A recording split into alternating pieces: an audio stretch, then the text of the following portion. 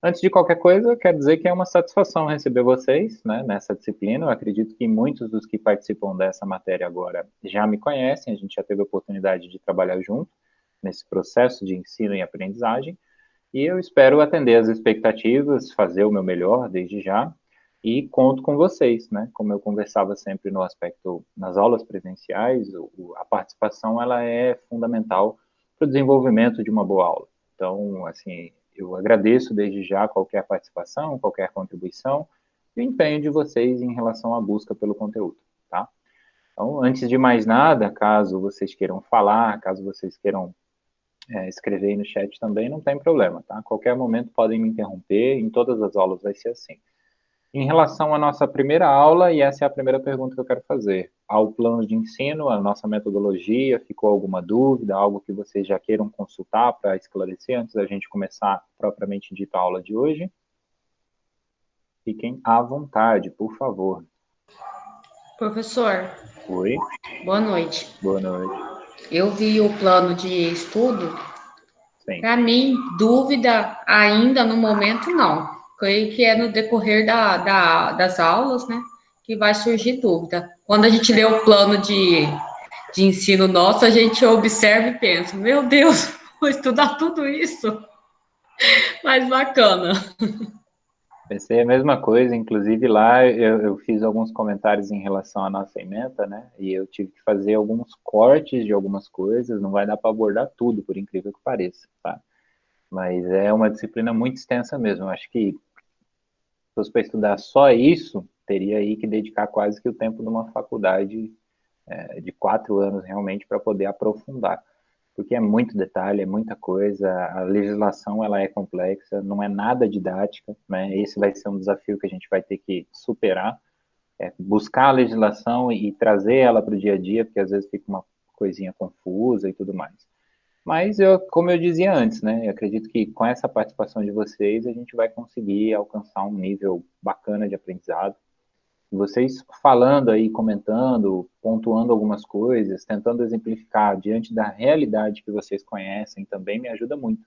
Porque daí eu sei o que cada um conhece, o que cada um tem mais dúvida, qual que é a dificuldade, às vezes é um ou outro detalhe que trava o aluno e trava esse processo. E se a gente descobrir isso o quanto antes, melhor, melhor vocês falarem, darem esse feedback, porque daí a gente avança junto de uma maneira coletiva, né, todo mundo junto, e também individual no sentido de aprender, né, sobre si mesmo, sobre como estudar e aproveitar melhor as matérias que a gente vai ter nesse semestre. Eu sei que a maioria de vocês deve ter se cadastrado em outras matérias, né, então se organizem nos horários, já vão fazendo uma agendinha e tenham em mente desde já que é como se fosse o presencial, né? A gente chama de remoto por isso, porque cada um está na sua casa, no seu ambiente, no seu espaço. Eu sei que é diferente, né? Até pela questão de concentração, de tempo e tudo mais.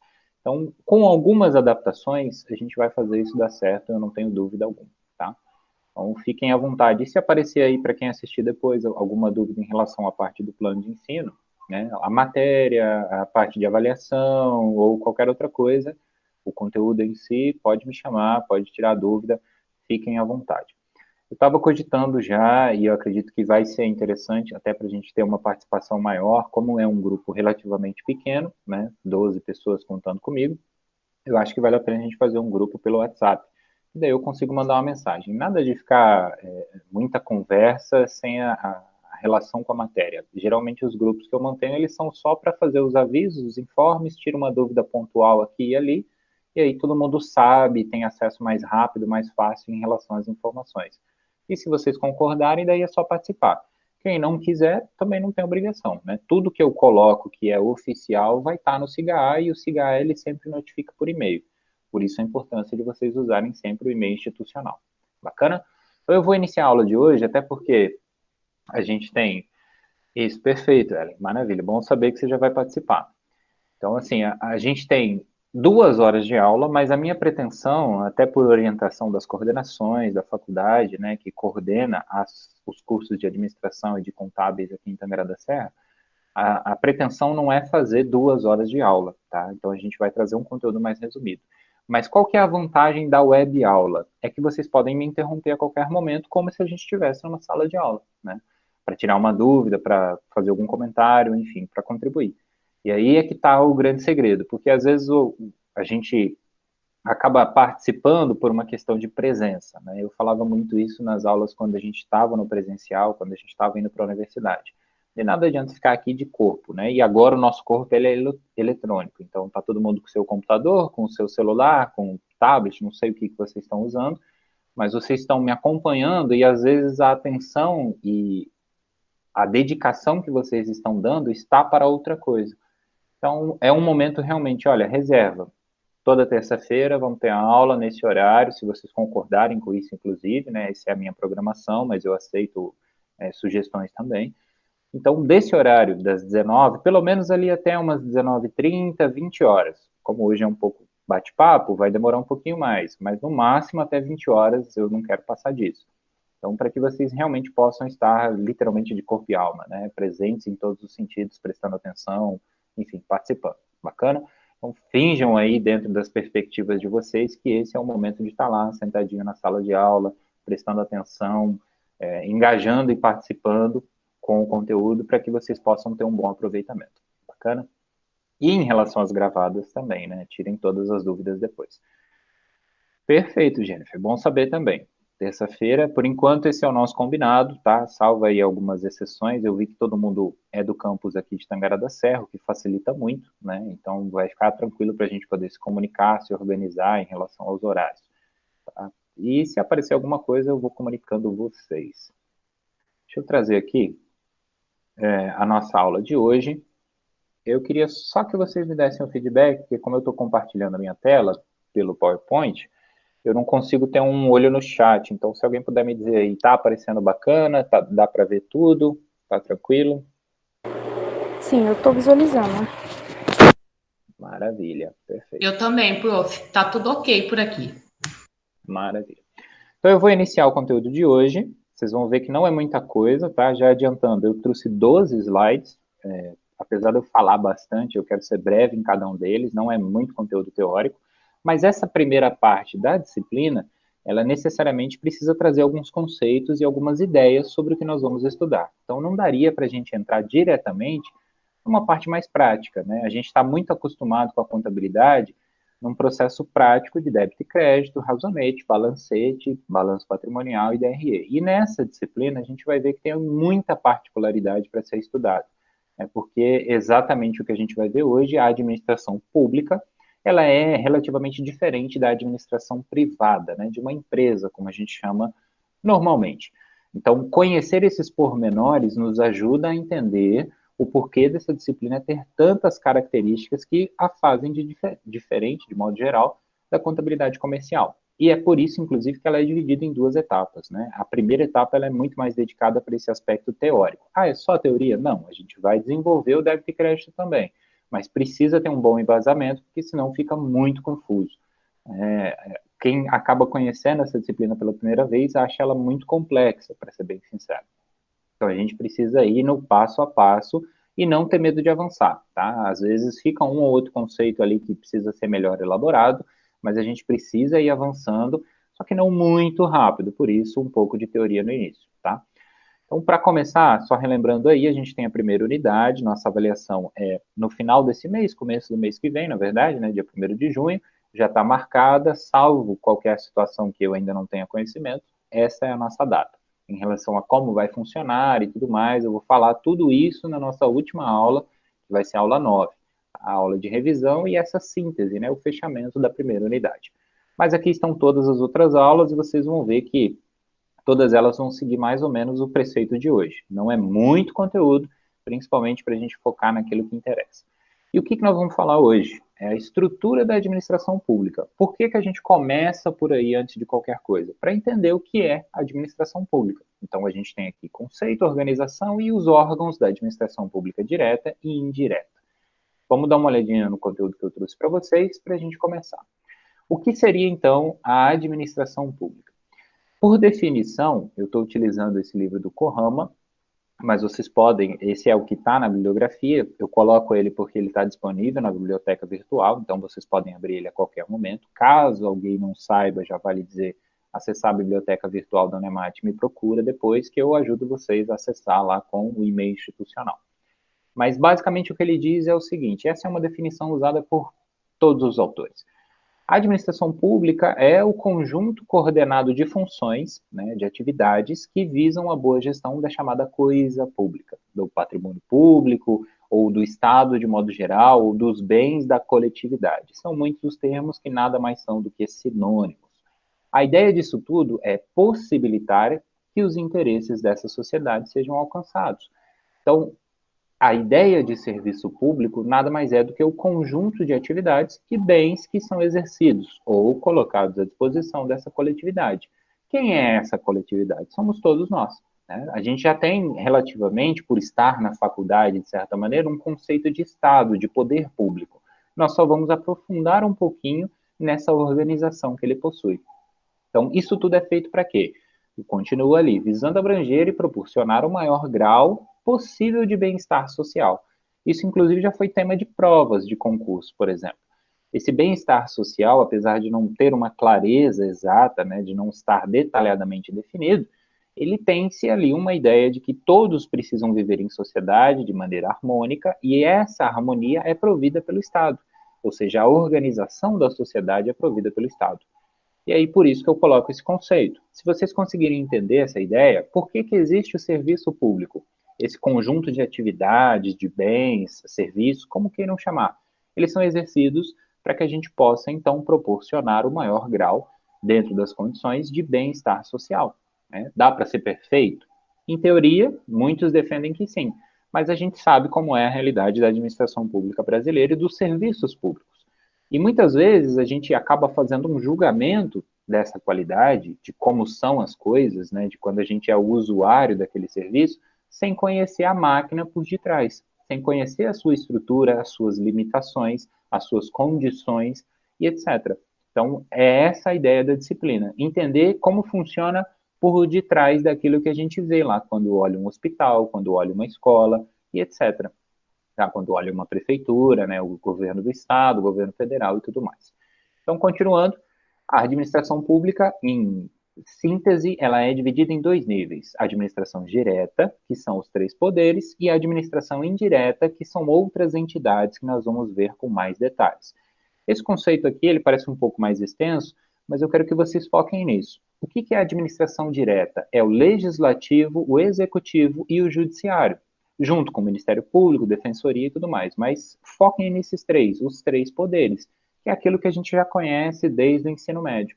Né? Então, o que faz o judiciário, o que faz o executivo e o legislativo? Cada um com a sua função, o tripartite, né, os três partidos ou três poderes, como a gente chama na língua portuguesa, se equilibram para o bem-estar social. Né? Então, o executivo executa, o legislativo fiscaliza e o judiciário ajuda nesse processo de fiscalização, intermediando eventuais conflitos. Né? Quem não sabe para que serve a justiça no Brasil? Talvez a gente não conheça os conceitos técnicos, mas a gente sabe para que serve um fórum, a gente sabe para que serve uma prefeitura, e a gente sabe também para que serve uma Câmara Municipal de Vereadores. Tá? Então, essas unidades organizacionais, como eu coloco aqui, segundo o COHAMA, elas integram essa estrutura administrativa. E é a administração direta, ou seja, a base. E da direta surge a necessidade, diante de alguns serviços especializados, para criar-se, então, uma administração indireta, que seria um segundo nível. Essa indireta são várias entidades públicas chamadas ou determinadas assim, né, dotadas de personalidade jurídica própria, a gente vai entender um pouco melhor isso daqui a pouco, que se encontram então vinculadas aos poderes, quem são eles? Os três poderes, por meio da determinação ou criação em lei. Então, a ideia conceitual básica aqui é isso. Dois níveis, direta, são os três poderes. Segundo nível, indireta, são as autarquias, fundações e outras entidades, como a gente vai ver a seguir. Bacana? Então, entendendo esse conceito, a gente já tem uma boa base do que define a administração pública no governo, no Estado brasileiro, por assim dizer. Então, aqui eu trouxe um resumo, tá? Para vocês poderem ter uma ideia e foquem agora comigo na administração indireta, por vezes, pela doutrina também chamada de descentralizada.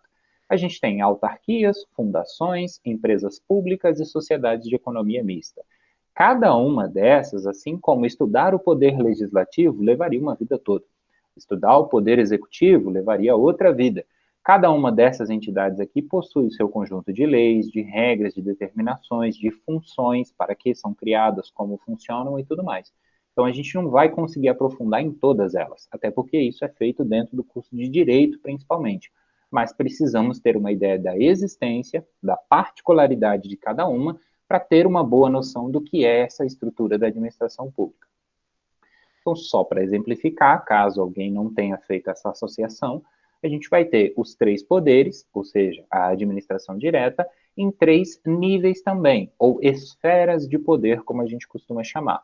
Seriam o federal, o estadual e o municipal. Todos vocês já devem ter uma noção de que o Brasil, como entidade, Estado federativo, né, unidade federativa, melhor dizendo, segundo a nossa Constituição, predetermina isso. Então, a gente tem a União, que é o Brasil, a gente tem os estados, né, como, por exemplo, o estado de Mato Grosso, e a gente tem os municípios, como o nosso, aqui de Tangará. Então, essa subdivisão faz com que cada um desses possua um prefeito próprio, um governador próprio, no caso do executivo, e também um presidente da chamada República Federativa do Brasil. Então, essa é a divisão que nós temos hoje. O mesmo acontece no legislativo, nesses 3 níveis, que seriam, então, a Câmara Federal e o Senado, né, chamados de Congresso Federal, a Assembleia Legislativa, né, que seria uma Câmara de Vereadores para todo o Estado, por isso a Assembleia, e a Municipal é a própria Câmara, como nós temos mais acesso, digamos assim, mais facilmente, porque existe no nosso município. No caso do Judiciário, existe a particularidade de termos ali as esferas federal e estadual. Então, a gente tem a Justiça Estadual e a Justiça Federal. Não existe, propriamente dita, a Justiça Municipal, apesar deles estarem, né, as entidades existirem no município de Tangará da Serra. Mas isso é muito mais por uma conceituação técnica jurídica. Para nós aqui, o interessante é entender a existência e compreender os papéis. O Ministério Público e Defensoria seguem a mesma linha, né? Vão existir os federais e os estaduais, de acordo com a sua regulamentação. No caso da administração indireta, eu estou avançando, mas vocês podem me interromper a qualquer momento, tá? E geralmente faz um barulhinho no chat, então quem não quiser falar pode escrever aí, que eu paro aqui, vou lá e dou uma olhada. Mas para a administração indireta, também, mais uma vez chamada de descentralizada, a primeira delas que a gente precisa conhecer é a chamada autarquia, que é muito fácil da gente dar o exemplo aqui em Tangará da Serra, nosso Serviço Autônomo Municipal de Água e Esgoto. Então vamos entender, a gente tem na cidade a Prefeitura de Tangará da Serra, e por que existe esse Serviço Autônomo Municipal de Água e Esgoto? Porque esse é um serviço especializado, né? É um serviço que precisa de uma dedicação própria, que vai ter o seu próprio patrimônio, a sua própria infraestrutura, a sua própria receita. Percebem que a gente paga a conta da água e esgoto na nossa cidade para uma entidade que não é a prefeitura, né? Apesar dessa entidade estar perfeitamente vinculada à prefeitura. E isso, para a gente entender o nosso conceito, a gente vai imaginar o seguinte: a prefeitura municipal ela vai ter um contador que vai fazer o controle, né, contábil, da contabilidade mesmo da prefeitura como um todo.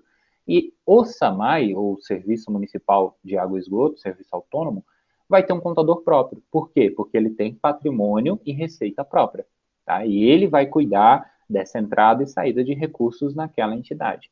Então, o SAMAI ele vai ter um CNPJ próprio, diferente do da prefeitura, mas ele estará sempre vinculado à prefeitura, ou seja, se Tangará da Serra não tiver mais uma prefeitura, o SAMAI também deixa de existir. Essa personalidade jurídica é, mais uma vez, para uma questão de conceito técnico, mas para nós é interessante a gente entender que ela existe e que ela tem um patrimônio próprio.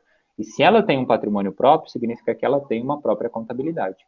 E se ela tem uma própria contabilidade, significa que para nós existe uma oportunidade de emprego lá, por exemplo, vocês, estudantes da área, né, que tenham interesse em fazer um concurso, como teve há pouco tempo agora, e que dentro dessa possibilidade eu preciso conhecer as minúcias do que seria, então, do ponto de vista do direito administrativo, né, a perspectiva da autarquia, e do ponto de vista contábil, entender o que é essa contabilidade aplicada a uma autarquia, como a gente está vendo aqui. Então, vejam que o exemplo está presente no nosso dia a dia, mas muitas vezes, como cidadão, a gente não chama dessa maneira, né, por não conhecer um ou outro conceito mais técnico. E aí, fora dessa linha, mas ainda dentro da administração indireta, a gente vai ter as chamadas entidades paraestatais. Seriam as fundações, mais uma vez, empresas públicas e ou sociedades de economia mista. As fundações, em resumo, são instituídas pelo poder público, também com personalidade própria, com patrimônio próprio. A criação de todas elas é feita por lei, eu acho que isso já ficou relativamente claro. E essas fundações, geralmente, elas têm esse interesse, a preservação de interesse coletivo, né? Esse interesse está muitas vezes relacionado ao aspecto cultural ou de assistência. Então, pelos dois exemplos que eu trouxe, eu acho que fica mais claro de entender. A gente tem a FUNAI, que é a Fundação Nacional do Índio, como o próprio nome diz, nacional, né? Então tem o seu escopo do governo federal, e a gente tem também o IBGE, que apesar do nome não parecer, né, a gente chama de Instituto Brasileiro de Geografia e Estatística, IBGE, mas o nome legal, digamos assim, é Fundação Instituto. Ela é uma fundação, logo é uma entidade paraestatal. Se é uma entidade paraestatal, faz parte da administração indireta. O raciocínio, em termos mais simples, seria esse, que é o que nós precisamos para começar. O que seria, então, uma empresa pública?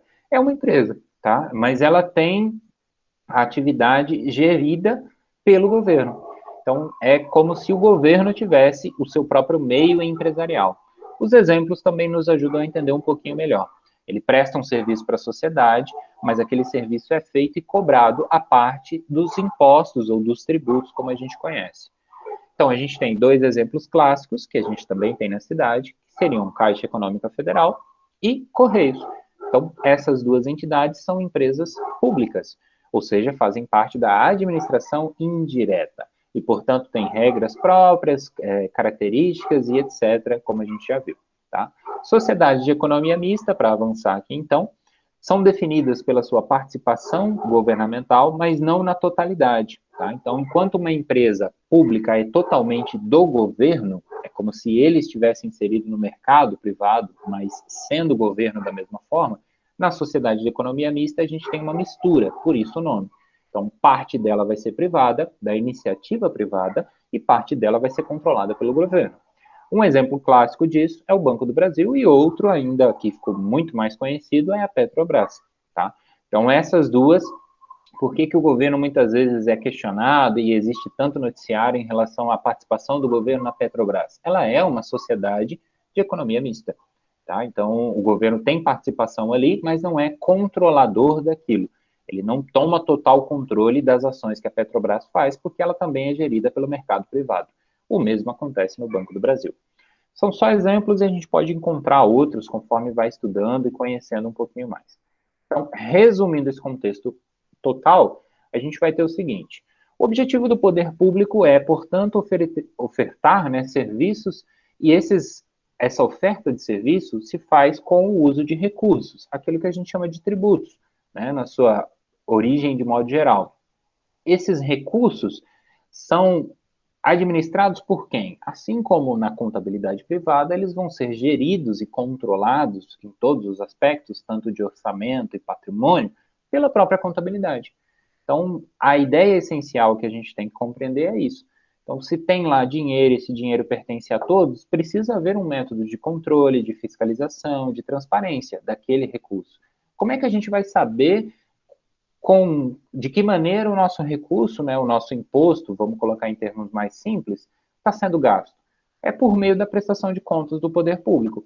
Agora, quem é que faz essa prestação de contas? Como esse processo acontece? Ele acontece pelo uso das técnicas da contabilidade, com algumas regrinhas que a gente vai estudar passo a passo, aplicadas exclusivamente à administração pública. Por quê? Porque na iniciativa privada, as regras são diferentes. Na iniciativa privada, a gente vai ter sociedades anônimas, a gente vai ter lei das sociedades anônimas, melhor dizendo, Código Civil e etc. Na pública, a gente vai ter leis específicas, lei de orçamento, lei de responsabilidade fiscal, que vão determinar regras diferentes para jogar esse jogo. Mas, entendendo a diferença entre uma empresa do setor privado e uma administração direta, como a gente viu uma prefeitura, em termos mais claros, a gente já entende que a função de cada um é diferente. Uma empresa quer ter lucro. A administração pública é prestar serviço, ofertar ali um serviço de qualidade, propiciando, então, o bem-estar coletivo da melhor maneira possível. Continuando, Esse avanço, né, das técnicas e dos estudos fez com que a contabilidade passasse de contabilidade governamental para contabilidade pública, depois para contabilidade aplicada ao setor público. Em termos mais simples, CASP, né? C-A-S-P, contabilidade aplicada ao setor público. Esse processo ele acontece por quê? Desde 2000, com as publicações das normas internacionais, a contabilidade toda passa por um processo de convergência. Vocês já devem ter estudado isso em outras matérias. Na contabilidade pública, ou aplicada ao setor público, não foi diferente. Então, por isso que hoje se utiliza essa nomenclatura. Mas saibam que, se vocês pegarem um livro que tiver escrito lá contabilidade governamental, é a mesma coisa. Se vocês pegarem um material que talvez seja um pouco mais antigo e fale de contabilidade pública, é a mesma coisa. Apenas a nomenclatura para tentar delimitar melhor esse campo de estudo, de análise e das técnicas que são oferecidas nessa área ou nesse ramo da contabilidade. E aí, então, por óbvio, né, compreendendo que a contabilidade é uma ciência e que quando utilizamos essa ciência para a administração dos recursos públicos aqui pertencentes à coletividade, surgem essas inúmeras particularidades, como eu já falei várias vezes. E a gente vai ver uma a uma ao longo do processo das aulas. Então, entender essa estrutura e os propósitos da administração pública faz com que a gente possa compreender a diferenciação entre uma contabilidade comercial e uma contabilidade pública. A gente tem que entender elas quase que como irmãs, né? Quase que como parentes próximos, digamos assim, porque as duas são contabilidade. A gente só está usando com propósitos e objetivos diferentes. Por isso, às vezes, a técnica parece um pouco diferente, mas no fundo, na essência, continua o mesmo débito e crédito, só que com um pouco de particularidade para um e um pouco de particularidade para outra. Tá? Do mesmo jeito que a gente não trata uma pequena empresa, da mesma forma que a gente trata uma empresa que já está na característica de sociedade anônima ou até mesmo regida, aí, por exemplo, pelo lucro real. Tá? Então, a ideia é essa, ela vai variando, mas em essência, ela é ainda a mesma contabilidade que vocês vêm aprendendo desde o primeiro semestre. Então, para fechar o processo aqui, eu trouxe o exemplo ali no finalzinho, para vocês entenderem. Desculpa, só para começar lá no começo, foi o que eu falei antes. Enquanto uma empresa quer ter lucro, o mesmo não vai ocorrer no processo ali para o setor público, porque tudo que ele adquire, ele tem que devolver para a sociedade. Né? Todos os recursos que ele tem que prestar na forma de serviço, na forma de bens e etc. Tá? Então, a sociedade privada, digamos assim, a empresa em si, né, a área comercial vai ser regida pela SA, né, pela Lei das Sociedades Anônimas 6.404, que a gente estuda bastante. Enquanto o poder público vai ser essencialmente regido pela Constituição, pela Lei 4.320, que a gente vai usar bastante, que basicamente diz o quê? Ó, essas são as regras para você administrar os recursos financeiros e de orçamento, tanto na União, nos estados, no município, nos municípios e também no Distrito Federal, que neste caso se equipara tanto a estados quanto a municípios no sentido legal da coisa, né? Ele é, tecnicamente, juridicamente falando, os dois ao mesmo tempo. Então, de modo geral, o que eu queria passar para vocês sobre essa estrutura é que vocês entendam esses dois níveis e percebam que a ramificação é muito complexa. Então, a gente precisa ir avançando gradativamente. Mas se você já tem essa ideia do que é o serviço público, como ele é ofertado, já fica bom para a gente começar e é um ótimo embasamento. O que eu quero só que vocês não fiquem presos é aos conceitos que a gente carrega assim ao longo da vida e acaba achando que é certo, mas nunca pesquisou sobre. Então, essa disciplina, ela vem justamente para desmistificar algumas coisas. Então, eu quero que, se vocês têm alguma dúvida, como é que funciona o orçamento do meu município? Para onde está sendo gasto o dinheiro? É nessa disciplina que a gente vai aprender a buscar a resposta para essa pergunta, ao invés de dizer simplesmente que o recurso está sendo mal administrado. Então, quais são as políticas públicas que são implantadas nessa cidade, ou nesse estado, ou nessa nação, e etc. Tá bom? Então, eu deixei 3 perguntinhas, só reforçando, são questões de fixação, de reflexão, propriamente dito, e não são necessariamente avaliativas, tá? Então, mas eu peço que vocês participem e que deem a opinião na medida do possível. Então, a primeira perguntinha é: o que vocês entendem como o papel do poder público nesse momento? Então, qual é a sua concepção? O que faz o poder público diante do que a gente acabou de ver? A gente tem os 3 poderes na primeira esfera, né, no primeiro nível, aliás, e as outras entidades ainda em níveis inferiores, mas que trabalham, paralelamente. Então, qual que é o papel dessas entidades, na opinião de vocês? E aí eu deixo à disposição, gostaria que vocês me dessem uma ou outra respostinha, só para a gente já deixar registrado, para eu poder continuar com as outras questões. Deixa eu voltar para cá. Estão aí comigo ainda? Fui muito rápido, fui muito devagar. Deixa aqui a perguntinha para Estamos você. aqui, professor. Vamos responder a perguntinha. Você vai para responder no chat? Você pode falar também. Pode ficar à vontade. Pode, assim, não é, eu não quero o conceito, né? Eu quero a opinião de vocês mesmo.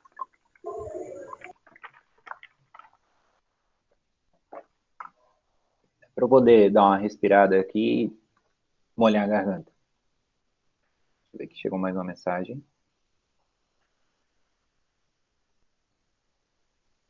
Perfeito. Manter a sociedade organizada com regras e normas é a opinião da Ellen. Muito bem. Então, aí a Ellen já está seguindo num sentido mais legalista, né? A gente fala muito que o Brasil ele é um país legalista, porque ele adora lei. Tá? Para tudo, para organizar as coisas, para pensar no futuro, tudo é baseado em lei no Brasil.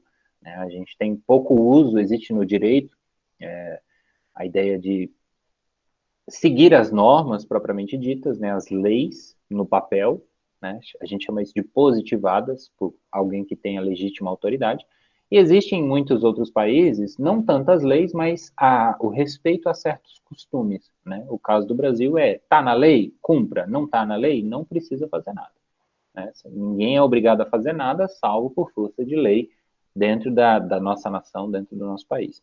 Mas é uma ótima observação. É justamente manter a sociedade organizada. Quem mais que está formulando aí? Eu queria que vocês abrissem o microfone também, porque daí eu consigo ouvir vocês, já que eu não consigo ver, né? Pelo menos. Eu não sei vocês, mas eu tô com muita saudade da aula numa sala de aula mesmo, né? De ver o pessoal, de poder ter aquele bate-papo.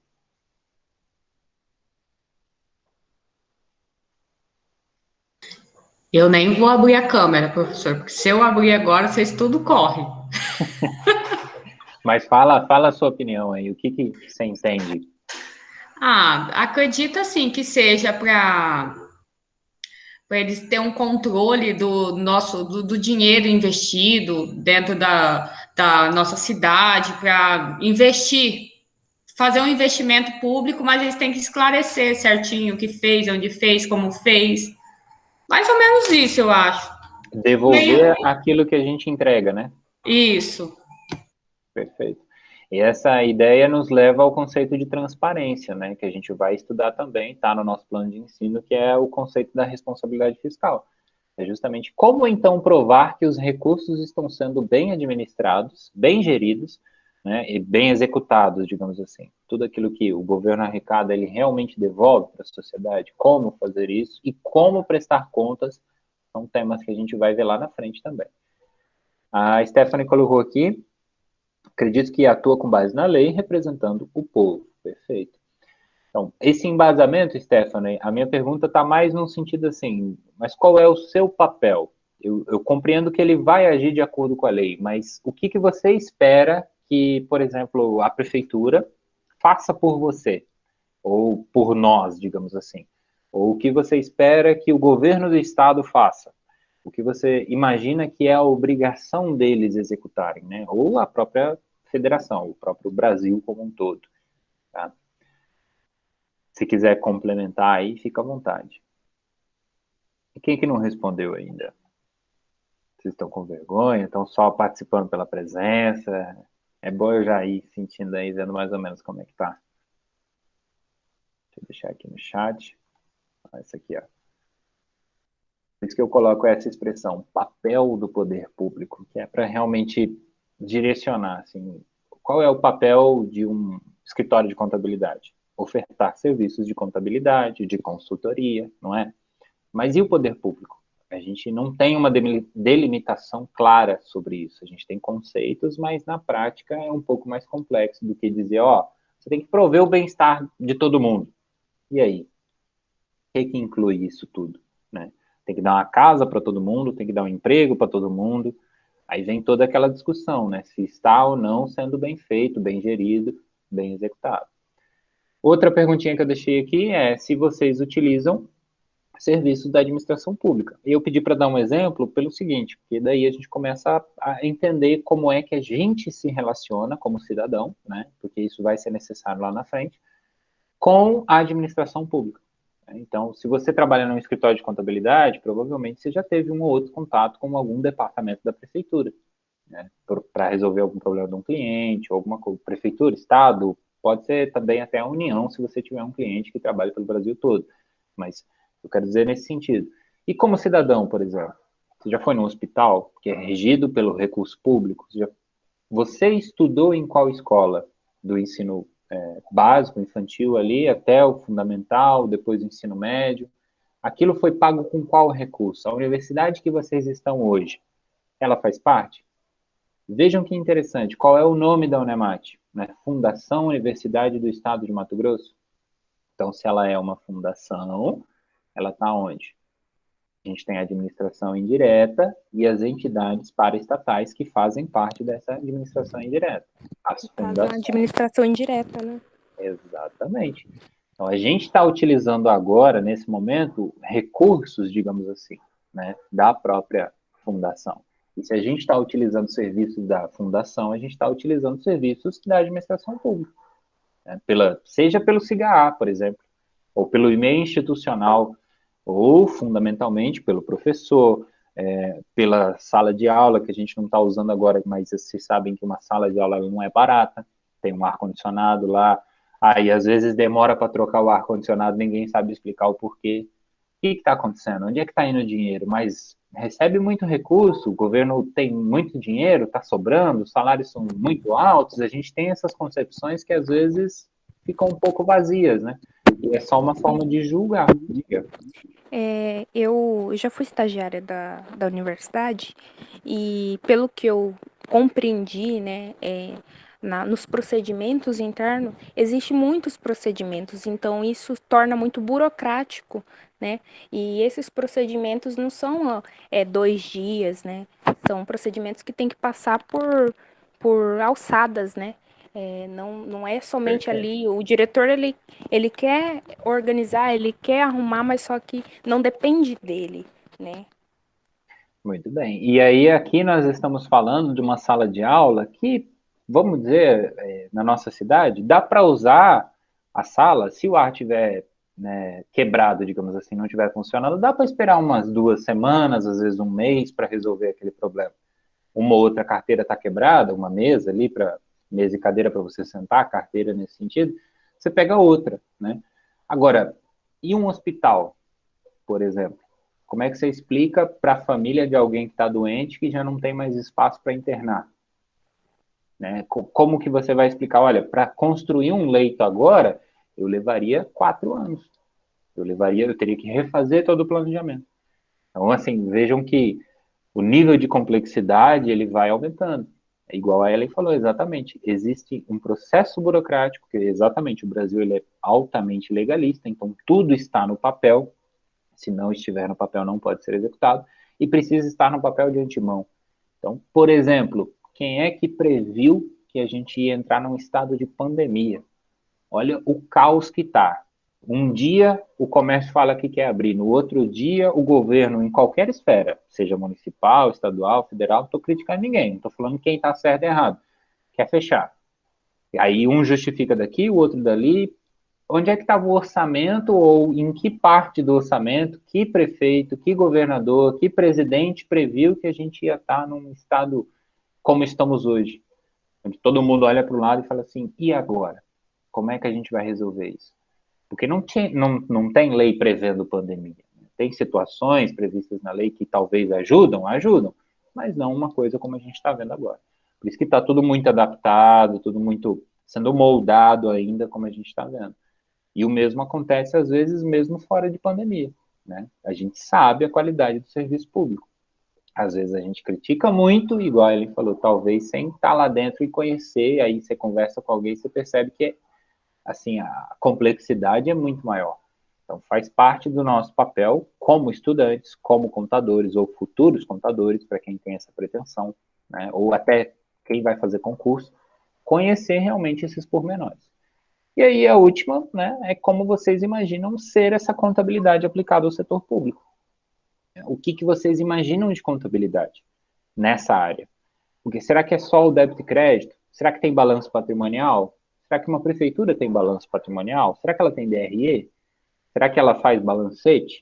E eu falo prefeitura sempre para a gente associar com esse termo, tá? Mas pode ser a Unemat, pode ser qualquer outra instituição que a gente viu que se encaixe nesses critérios. Pode ser o governo do estado, pode ser a Assembleia, pode ser a Câmara, qualquer uma dessas unidades aí de organização.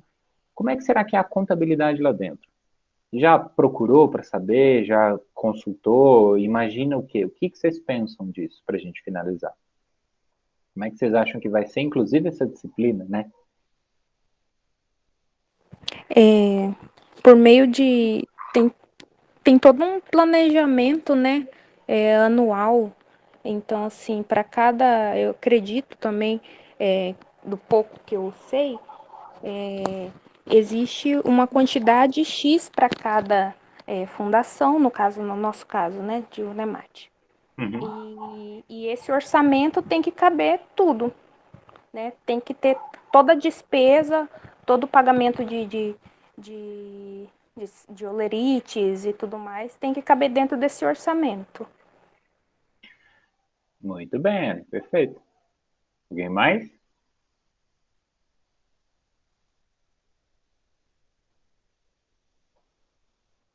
Fico imaginando como é que seria no presencial, né? Vocês iam estar se esquivando de quando eu vou olhando e mirando. Quando Eu não sei nem ia falar. o professor ele vai olhando, aí você finge que está prestando atenção em outra coisa, né? Que é não me escolhe, não me escolhe, não me escolhe. Mas tudo bem, eu entendo, eu entendo. Mas esse ponto, só para finalizar o raciocínio e já encerrar a aula com vocês, para dispensar, e eu sei que já está ficando um pouco cansativo, mas assim, o planejamento é a palavra-chave. Desde, acho que talvez 1964 possa ser colocado, o MCASP fala assim, né, o Manual de Contabilidade do Setor Público fala desse jeito. Desde 64 pela lei, o orçamento ganhou uma importância muito grande. Então, tudo que ia acontecer tinha que ser previsto antes. E aí, vejam só, né, que brasileiro que faz desde orçamento familiar bem organizado. Né? Onde é que a gente aprende isso? Então, vejam que curioso, na escola e faculdade, de modo geral, a gente não aprende isso com um detalhamento tão grande. A gente não aprende no sentido de, a gente aprende a fazer um orçamento, ok, né? A gente sabe as ferramentas, mas a gente não incorpora isso como hábito, é o que eu quero dizer. Aprendizado nesse sentido. Então, como é que a gente vai botar isso na prática dentro dessa profissão? Então, percebam, se você não é uma pessoa que tem essa capacidade de pensar daqui 4 anos, pensar o ano que vem, pensar também um pouco mais a longo prazo, essa já não é uma profissão que talvez você queira executar, como contador do setor público ou controle interno, por exemplo, porque é um pensamento de muito longo prazo, de médio e longo prazo, muitas das vezes, né?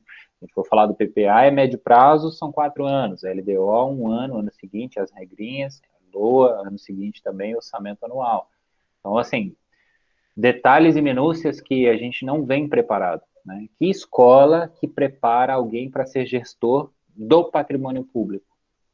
Né? Então, muitas vezes a gente procura isso, eu passei no concurso, porque eu estudei as matérias, obviamente, me dediquei e tudo mais, mas para executar mesmo o serviço, eu vou ter que me especializar lá dentro. Né? Vou buscar ali soluções e conhecimento mais adiante depois de estar lá dentro, porque... E aí percebam, olha que loucura, quem assina os orçamentos? Prefeito, governadores e, obviamente, presidente da República. São fiscalizados por quem? Pelo Legislativo, né, com o acompanhamento em eventuais circunstâncias do Poder Judiciário. Mas a fiscalização ela só acontece depois de que algo deu errado, digamos assim, ou que já aconteceu. E aí, quais são os critérios que você precisa para alguém ser prefeito, por exemplo? Para alguém ser presidente da República? Se vocês forem para a Constituição, estão lá descritos. Em nenhum momento fala que você tem que ter um diploma em orçamento público, por exemplo. Então, é claro, tem todas as pessoas concursadas, técnicas que vão fazer esse serviço. Bacana. Só que muitas vezes isso é usado como moeda de troca no aspecto político. E aí a parte técnica que vocês aprendem aqui na faculdade vai servir só para isso, para fazer a parte técnica. porque a parte política não nos é ensinada, né? A parte sociológica da coisa. Pensei que você ia falar, Anne. Desculpa. Não? Então, tá bom. Bom, eu vou deixar esses slides para vocês no SIGA, na aula 2, tá? A aula, o vídeo, não fica disponível agora, tem que esperar um tempo, aí eu preciso baixar ela, colocar lá depois pelo YouTube, mas as questões vão ficar à disposição. Então, quem já viu já tem uma ideia de para onde eu quero levar. Então, faz a sua respostinha, eu vou criar uma tarefa e lá vai aparecer para vocês colocarem um arquivo de Word, enfim, só copia as questões e escreve com as palavras de vocês. Bacana?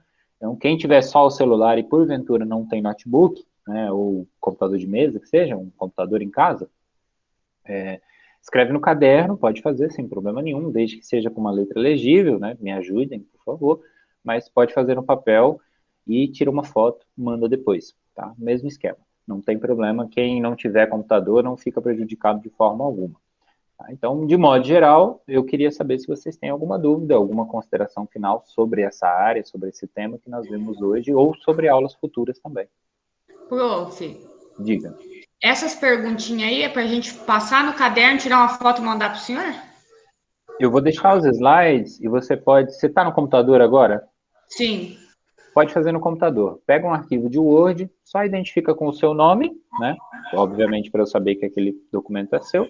Copia essas questões. Eu vou deixar lá um modelinho também, que você pode só baixar e responder dentro, tá? Mas é só vir e escrever. Exatamente. Aí, no SIGA vai ter uma tarefa, tá? Deixa eu mostrar aqui para vocês. É que eu não coloquei ela ainda, por isso que ela não apareceu. Mas aqui, ó, deixa eu mudar para ficar como vocês veem aqui. Como aluno. Então, essa aqui é a nossa aba do SIGA, certo? Aqui do lado a gente tem o menu virtual e atividades. Dentro das atividades, a gente tem as tarefas. Então, clicou aqui em tarefas, vai aparecer para vocês essa primeira tarefinha da aula de hoje que eu estou explicando agora. E aí vai ter como enviar o arquivo que você preencheu com as respostas, que são essas perguntas do slide. Entendeu? Não sei se ficou claro. Tudo certo. E se aparecer dúvida também, depois eu vou fazer o grupo do WhatsApp, deixar o link para vocês entrarem por convite, tá? Eu só vou pedir a alguém, não sei se vocês estão todos da mesma turma, né? Estavam ainda no presencial, faltando alguns, eu imagino, pela quantidade. Eu não sou da turma. Tá. É porque, assim, eu precisava só de pelo menos uma pessoa, perfeito, que alguém me mandasse uma mensagem. Eu estou colocando aqui, 4397 é o meu telefone. Porque aí eu faço, para fazer o grupo do WhatsApp, eu preciso de pelo menos mais uma pessoa, né? Então, alguém me manda uma mensagem para eu salvar o contato, faço o grupo, aí eu boto o link para todo mundo entrar, entendeu? Ou os que já mandarem, se mais gente mandar mensagem, todo mundo mandar, eu já vou adicionando todo mundo também, salvando lá. Só manda o nome, a disciplina que você está participando, que é essa aqui de Contabilidade Pública 1, e daí eu já salvo o contato, e aí já deixo adicionado no grupo. Aí lá posto o link, posto os slides, para tentar facilitar o uso, tá? É o que vocês quiserem. Se aparecer dúvida, pergunta lá também, conversa, fica à vontade. Eu não costumo nem pedir para não falar nada, nem para esse excesso de conversa, digamos assim. Eu geralmente deixo o pessoal livre, porque daí, tem uma dúvida, perguntou lá, se eu estou online eu já respondo, já vejo, já ajudo, ou às vezes o colega também já facilita a vida, beleza? Hoje, agora, Stephanie, eu já vou colocar ela agora. Tá? Aí eu coloco o slide na aula, só não vai ficar liberado o vídeo, tá? Ele vai demorar um pouquinho, porque agora às 9 horas eu tenho outra disciplina. Então, e ele demora um pouco também, ele vai pro Google Drive, né? Aí eu vou baixar e cortar um pouco desse bate-papo, o começo e o fim, para deixar ele redondinho para botar no SIGA depois pelo YouTube. Show, gente. Obrigado, então, pela participação de vocês. Hoje eu sei que foi um pouco mais extenso, mas, assim, se vocês gostaram desse modelo, né, quem não gostou, me avisa também depois. Porque eu pretendo fazer uma coisinha assim, ó, 10, 15 slides no máximo. Vocês viram que, às vezes, eu demoro 2, 4 minutos para falar cada slide, então eu não quero ficar mais do que 20, 30 minutos estourando para fazer uma aula, mesmo que seja ao vivo. Tá? Eu quero que o ao vivo seja mais dedicado para vocês poderem tirar uma dúvida, trazer uma opinião, uma outra coisa, que a gente possa ter um pouco dessa interação. Eu acho que vai valer a pena no final. Show. Eu vou dar uma olhada então aqui nos telefones, vou salvar e depois eu adiciono lá, beleza? Quem eu não colocar, fica de olho no SIGA, que daí vai ter o link direto para vocês entrarem. Aí é só clicar, ele já abre, acessa pelo celular mesmo, você já vai entrar no WhatsApp, ou quem tem aquele WhatsApp do computador, no web. Aí eu vou colocar a data lá, pode ficar tranquila, Franciele. Tá? Eu vou olhar o nosso cronograma. Provavelmente fica até sexta-feira, tá? Mas como é uma atividade não avaliativa, não tem necessidade da gente estabelecer esses prazos e se preocupar muito com isso. Por isso que eu não estou dando tanta importância em relação a isso. Tá? Se, professor, sexta-feira eu não consegui entregar, posso fazer final de semana e te mandar no domingo? Eu vou aceitar do mesmo jeito. Até porque são 11 pessoas, eu consigo administrar isso bacana, tranquilo. Só não dá para discutir isso quando é prova ou valendo nota, beleza? Outras dúvidas mais?